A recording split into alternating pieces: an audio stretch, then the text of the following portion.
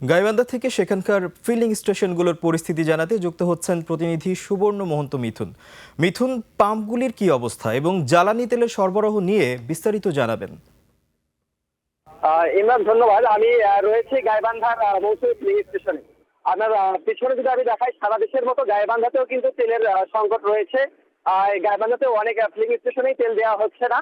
আমি অনেকগুলো ফিলিং স্টেশনে গিয়েছি এবং গাইবান্ধার গোবিন্দগঞ্জে কিন্তু আজকে তেলের জন্য আনুমানিক ৩টার দিকে মহাসড়ক অবরোধ করে যারা ক্রেতা ছিল পেট্রোল এবং যে মোটরসাইকেল আরোহীরা ছিল, তারা কিন্তু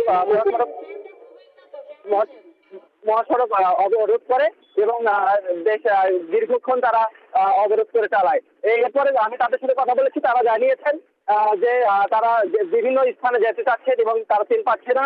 এবং আমি এই পেট্রোল মালিকদের সাথে পাম্প আলাদের সাথে কথা বলেছি, তারা জানিয়েছে, তারা বলছে যে ব্যাংক বন্ধ থাকার কারণেও তারা তেল পাচ্ছে না। পাশাপাশি দেশের তো সংকট রয়েছে, এই কারণেও কিন্তু তারা তেল পাচ্ছে না, এই কারণে তারা তেল দিতে পারছে না।